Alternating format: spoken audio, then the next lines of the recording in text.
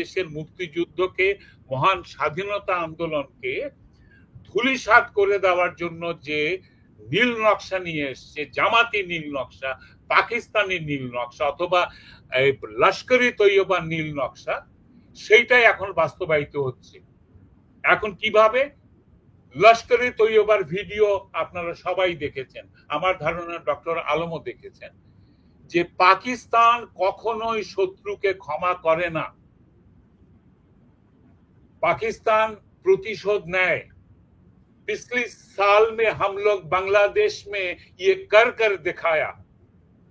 আমি নিজের কানে শুনেছি, ভিডিওটা এখনো ইয়েতে আছে, নেটের মধ্যে আছে। লস্করি তৈয়বা এখানে প্রতিশোধ নিয়েছে বাংলাদেশে এসে গত 24-এ। কাজে আপনি আমাকে আর যাকেই বোঝান, আপনার যে কোনো ছাত্রকে, আমি আপনার ছাত্র হতে পারলে হয়তো কিছুটা জ্ঞান লাভ করতাম, কিন্তু আমি জন্মেছি আপনার, সম্ভবত আপনার বাবার চেয়ে আমার বয়স বেশি হবে। আমি কোনো আপনাকে পুট ডাউন করছি না, আপনি জ্ঞানী মানুষ, বিশ্ববিদ্যালয়ের শিক্ষক, কিন্তু ওই যে ডক্টর ইউনূস এসে বলেছেন বুদ্ধি বুদ্ধি বুদ্ধি দিয়ে আমাদের জয়ী হতে হবে, বুদ্ধির সঙ্গে একবার বিবেকের কথা বলেন, যে বিবেকও লাগবে। বিবেকের কাছে পরাজিত হবেন না, নিজকে প্রতারিত করা শেখাবেন না ছাত্রদেরকে। আপনারা ভুল ন্যারেশন দিয়েছেন বলে এতগুলো ছাত্র রাস্তায় আততায়ীর হাতে প্রাণ দিয়েছে। সবগুলো এখন তো বেরিয়ে এসছে। আপনাদের লোকই তো বাইরে গিয়ে বলতেছে যে আমরা যখন জুলাই হত্যাকাণ্ড করেছি, তখন আন্দোলন করেছি, তখন এইভাবে ছাত্রদেরকে হত্যা করতে হয়েছে। আমার কথা নয়, ব্রিটেনের সংবাদপত্রের মধ্যে নাম গোপন করে সাক্ষাৎকার দিয়েছে, তাদের কাছে সব রেফারেন্স আছে। কাজেই এগুলো বলে কোনো লাভ নেই যে আমি জানি আর তিনি জানেন না। এই বেলুচিস্তানের যে নেত্রী, বেলুচিস্তান এখন স্বাধীনতা আন্দোলন করছে, আমার লজ্জিত হই যখন সেই নেত্রী বলে, ये বেলুচিস্তান है, ये बंगाल नहीं, हम लोग हमारा शहीद को कभी नहीं भूलेगा। আমাদের শহীদদেরকে আমরা কখনো ভুলবো না, আমরা বাঙ্গাল নয়, আমরা বেলুচিস্তান। এই অহংকার করছে যারা এক সময় বাংলাদেশের এক্সাম্পল নিয়ে পাকিস্তান থেকে স্বাধীন হওয়ার অনুপ্রেরণা পেয়েছিল। আমি লজ্জিত হই যখন দেখি একজন প্রয়াত 7 বছর 10 বছর আগে মারা গেছেন একজন মুক্তিযোদ্ধা, যার কবরের মধ্যে জুতা স্যান্ডেল রেখে আগুন লাগিয়ে দিয়েছে হিজবুত তাহরিররা। জিজ্ঞাসা করি এখন ডক্টর খোরশেদ আলমকে, উনি বলবেন আমরা জানি না, আমরা এগুলো নিন্দা করি। আপনারা যদি গড়ে তোলার মতো অধিকার রাখেন, ক্ষমতা রাখেন ডক্টর আলম, তাহলে আপনারা প্রতিবাদ করারও অধিকার আছে, আপনার ক্ষমতাও আছে, কিন্তু আপনার সেটা করছেন না। আপনি কোথাও করছেন না। আজকে মুক্তিযোদ্ধাদের গলার মধ্যে জুতার মালা দিয়েছে, চড় চাপড় দিচ্ছে। একজন মাথায় তার স্ট্রোক করেছে, 80 বছর বয়স, স্ট্রোক করেছে ভদ্রলোকের। 2 হাতে মাথাটা ধরে বলছে মাথায় মেরো না, আমার স্ট্রোক হয়েছে। রক্তাক্ত করে ফেলছে মেরে মোল্লারা। প্রেসার গ্রুপ, তো প্রেসারের জন্য আমাকেও একটু দেন না সুযোগ। দেখেন আমি রিভার্স প্রেসার কি করে দেই, দেবেন না তো সেটা। আমি দেশদ্রোহী হয়ে গেলাম, এক্ষুনি আমি দেশদ্রোহী হয়ে গেলাম বাংলাদেশের এই প্রেসার গ্রুপের বিরোধিতা করে।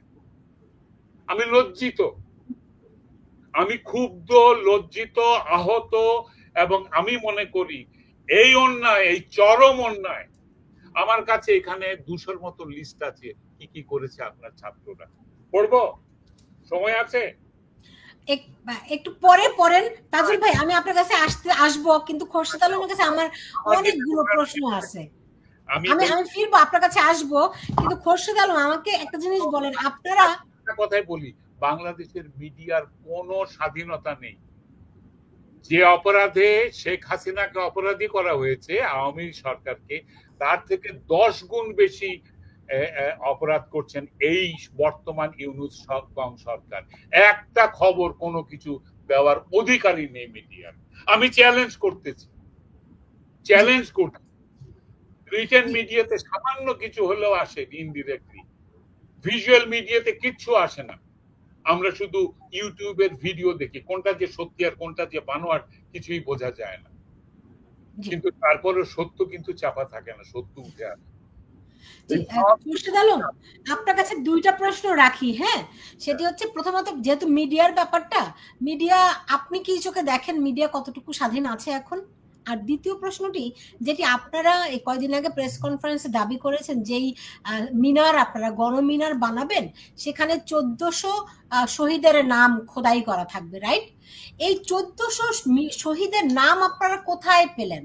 জাতিসংঘ বলেছে যে তারা 1400 সব মিলিয়ে 1400 মারা যেতে পারে জাতিসংঘের প্রতিবেদনে, এবং এই 1400-র মধ্যে আপনার ছাত্ররা তো আছেই, সঙ্গে আছে আওয়ামী লীগের সদস্যরা, আছে পুলিশের সদস্যরা। ফলে আপনারা 1400 নাম কোথায় পেলেন? আবার সরকার যে তালিকা প্রকাশ করেছে সেই তালিকায় আপনার শহীদ হচ্ছে গিয়ে 740, কিন্তু আপনারা 834, কিন্তু আপনারা 1400 শহীদের তালিকা কোথায় পেলেন? কাদের নাম খোদাই করতে চান? আচ্ছা, আমি একটা একটা করে অ্যান্সার দিই। তার আগে বলি যে তাজুল ভাই ওভার সিম্পলিফাইড করছে, মনে করছে যে আপনাদের বলতে এখানে কোনো একটা, এখানে এনসিপি আছে, এখানে বিএনপি আছে, এখানে জামায়াত আছে, হিজবুত তাহরির আছে, এখানে বামপন্থী দলগুলো আছে। এটা তো অনেক বড় একটা প্ল্যাটফর্মে অ্যান্টি আওয়ামী অনেকগুলো ফোর্স আছে। আপনি যদি সবগুলোকে এক একটা করে আলাপটা করেন তাহলে এটা বিটিং অ্যারাউন্ড দ্য বুশ হবে, এটা আসলে ওভার সিম্পলিফাইড হবে, আলাপটা আগাবে না। তো আমি উইথ ডিউ রেসপেক্ট যেটা বলি, মিডিয়ার স্বাধীনতার ব্যাপারে আপনি দেখেন বাংলাদেশে এই পর্যন্ত 45টা চ্যানেল আসছে, এর মধ্যে 40টা চ্যানেল আসছে আওয়ামী লীগের সময়। আওয়ামী লীগের প্রথম পিরিয়ড 1996 টু 2001 পর্যন্ত আসছে 4টা চ্যানেল। পরবর্তী লাস্ট রেজিম 15 বছর আসছে 36টা চ্যানেল, মোট 40টা চ্যানেল। বাকি 5টা চ্যানেল আসছে বিএনপির সময়, এবং এর মাঝে আবার 4টা বন্ধ করে দেওয়া হয়েছে মাঝখানে, আর একটার মালিকানা চেঞ্জ হয়েছে। তো সেই দিক থেকে দেখলে মিডিয়াকে কুক্ষিগত করা। কোন 4টা বন্ধ করা হয়েছে? 4টা বন্ধ করা, ইসলামিক টিভি বন্ধ করা হয়েছে, দিগন্ত বন্ধ করা হয়েছে, সিএজি বন্ধ করা হয়েছে, চ্যানেল 1 বন্ধ করা হয়েছে।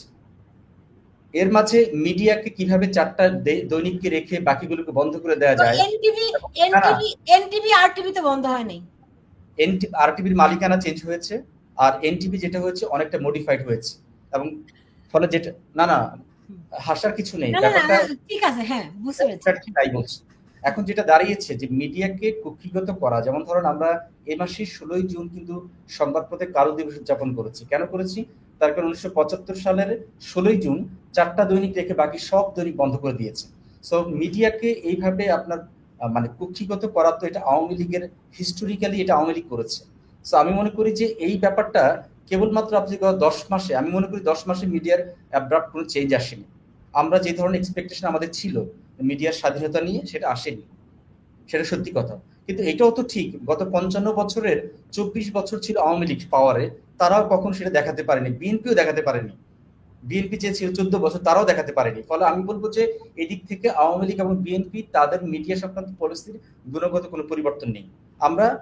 আমি সেই কথাই বলবো যে মিডিয়াতে আমরা যে ধরনের ফ্রিডম আমরা চাই সেটা ঘটেনি। আচ্ছা, পরিবর্তন যে হয়নি, ডক্টর আলম, পরিবর্তন হয়নি, শুনেন, স্বাধীনতার পরিবর্তন হয়নি, বরং আরো খারাপ হয়েছে কিনা সেটি বলুন। কারণ যেভাবে হত্যা মামলা সাংবাদিকদেরকে দেওয়া হয়েছে, সেই কথাগুলি কেন বলছেন না? তাহলে সাংবাদিকদের সবে হত্যা মামলা ঢালাওভাবে দেওয়া হয়েছিল। বাংলাদেশে সাংবাদিক 2013 সাল থেকে 23 সাল পর্যন্ত আইন এবং সালিশ কেন্দ্র বলছে যে 30 জন সাংবাদিককে গুম এবং খুন করা হয়েছে এই সময়ের মধ্যে। তো বাংলাদেশে আমি যেটা বলছি, বাংলাদেশে 3টা মিডিয়া কমিশন হয়েছে। 1984 সালে আতাউর রহমান খান কমিশন, 1997 সালে হয়েছে আসাফুদ্দৌলা কমিশন, এবং সর্বশেষ এই বছর হয়েছে কামাল আহমেদ কমিশন। এবং সেই কমিশন রিপোর্ট দিয়েছে, সেই রিপোর্টের কোনো কোনো অংশ বাস্তবায়নের দিকে গভর্নমেন্ট যাচ্ছে। যেমন ধরা যাক, বেতার টিভির স্বায়ত্তশাসন বাস্তবায়ন করার জন্য গভর্নমেন্ট 5 সদস্য বিশিষ্ট একটি উপদেষ্টা কমিটি করেছে। তা আমি বলছি যে গভর্নমেন্টের কাছে আমাদের প্রত্যাশা অনেক, তার ধারে কাছে তারা যেতে পারেনি। কিন্তু এইটার দায় কেবলমাত্র 10 মাসকে ফেললে হবে না, এটা একটা দীর্ঘমেয়াদী একটা প্রসেস। সেই প্রসেসে বিগত গভর্নমেন্টগুলো রোল প্লে করতে পারেনি। এটা আমার অ্যান্সার দেওয়া শেষ। দ্বিতীয় প্রশ্ন, আপনি যে 1400 শহীদের ব্যাপারে আমরা সুস্পষ্টভাবে লিখেছি যে জাতিসংঘ স্বীকৃত। এখন আমি শেষ করি কথাটা। জাতিসংঘ তার ফ্যাক্টস ফাইন্ডিং যে কমিশন, সেটা একটা রিপোর্ট দিয়েছে, তারপর 1400 হতে পারে। কিন্তু আমাদের একটা উপকমিটি হয়েছে, রিসার্চ উপকমিটি, যারা আমরাও কাজ করছি এটা বের করার জন্য আদতে কত হয়েছে। গভর্নমেন্ট বলছে 834, জাতিসংঘ বলছে 1400 হতে পারে। ফলে আমরা এখনো 100% শিওর না, বাট আমরা ওয়ার্ক করছি। কিন্তু আপনি দেখেন 100% শিওর না হয়ে কেমন করে বলেন একটা মিনার বানাবো, সেখানে শহীদদের 25 জন শহীদের নাম লেখা থাকবে? শেষ করি। আমরা মুক্তিযুদ্ধের 55 বছর পরেও, মুক্তিযুদ্ধের পক্ষের শক্তি 25 বছর পাওয়ারে থাকার পরেও এখন পর্যন্ত কতজন মুক্তিযুদ্ধ শহীদ হয়েছেন তার কি লিস্ট করতে পেরেছে? পারেন। আপনি যদি এইভাবে কাউকে ব্লেম করতে থাকেন, কেউ যদি একটা পজিটিভ উদ্যোগ নেয়, তাকে কেবলমাত্র কিছু মানে ফিগার, আপনার 1400 বা 850, এটা একটা ফিগার মাত্র। এখানে যদি 850 হয়, তাতেও কি শহীদ যে মিনার করার যে পরিকল্পনা, এটা কোনো অন্যায় পরিকল্পনা? সেটা যদি হয় তাহলে কোথায় 3 লাখ আর কোথায় 30 লাখ? আমি ফিগারটা নিয়ে কেন, এই ফিগারটা নিয়ে তো খোদ এখনো বলছি 55 বছর পরও আমাদের মুক্তিযুদ্ধে কতজন শহীদ হয়েছেন সেই হিসাবটা করতে পারেনি, আমার করার দরকার ছিল, যেটা করতে পারেনি। তো আপনি কেন খামাকা একদল মানুষ যারা পজিটিভ কাজ করতে চায় তাদেরকে কেবলমাত্র কিছু ধরনের কিছু অবান্তর প্রশ্ন দিয়ে তাদেরকে জর্জরিত করছেন? ওকে, ডক্টর মোহাম্মদ গোলাম স্যার, আপনার কাছে কি মনে হয় ওনারা পজিটিভ কাজ করতে চাচ্ছেন? আমি শুনতে পাই না, আপনার কথা আনমিউট করতে হবে। আমি বলছিলাম যে আমি এভাবে বলতে চাই না সরাসরি, আমার কিছু সাপ্লিমেন্টারি পয়েন্ট আছে, এবং ডক্টর খোরশেদ আলম অত্যন্ত ইনফর্মড। আমি নিজের সাথে তুলনাই করতে চাই না, বিশেষ করে মিডিয়া এবং সাংবাদিকতা এই সমস্ত বিষয় নিয়ে। কিন্তু ডক্টর খোরশেদ আলম, আপনার কাছে কি কোনো ধরনের স্ট্যাটিস্টিক্স আছে যে গত 10 মাসে কতজন সাংবাদিক বাংলাদেশে চাকরিচ্যুত হয়েছেন? এক নাম্বার।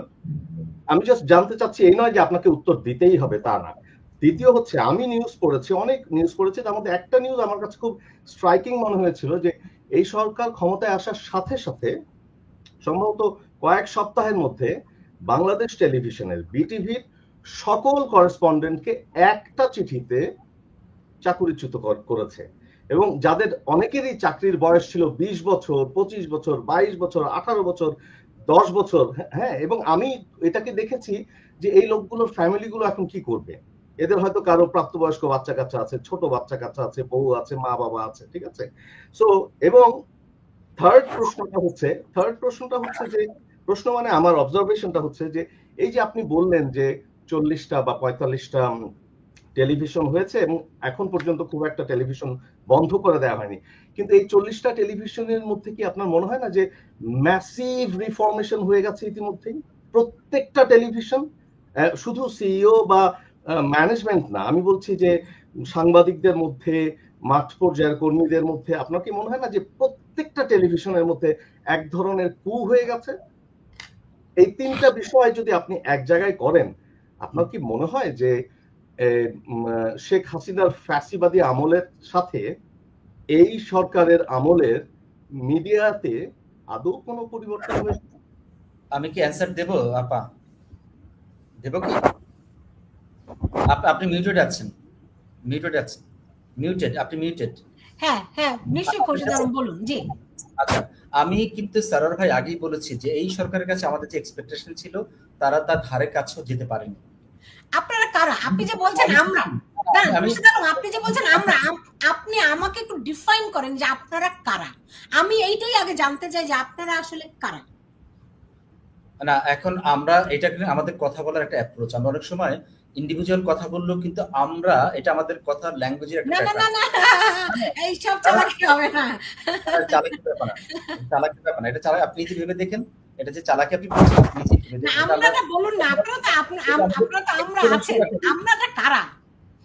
আমরা বলতে অ্যাটলিস্ট যদি আমি ঢাকা বিশ্ববিদ্যালয়ের শিক্ষক সমাজ বলি, শিক্ষক নেটওয়ার্ক বলি, কিন্তু আমরা সমমনস্ক যারা আছি, আমি পলিটিক্স করতাম, আমি দলের নাম বলছি না, সো আমরা বলতে আমার মধ্যে একটা ইনভিজিবল আইডিয়া আছে। এনিওয়ে, সে আলোচনা যাচ্ছে না। এখন সাংবাদিক চাকরিচ্যুত অনেকে হয়েছে, আমাদের কাছে সেই রিপোর্ট আছে, বাট এটা এক্স্যাক্টলি কত হয়েছে আমি কিন্তু সেটা জানি না। বাট আমি এটা নিয়ে রিসার্চ করছি যে কি পরিমাণ সাংবাদিক চাকরিচ্যুত হয়েছে। পাশাপাশি এই কাজও করছি যে মিডিয়াতে গত 10 মাসে কি ধরনের চেঞ্জ আসছে, বিশেষ করে মালিকানার চেঞ্জ এবং উপরের টায়ারের যে পরিচালনা পর্ষদের চেঞ্জ।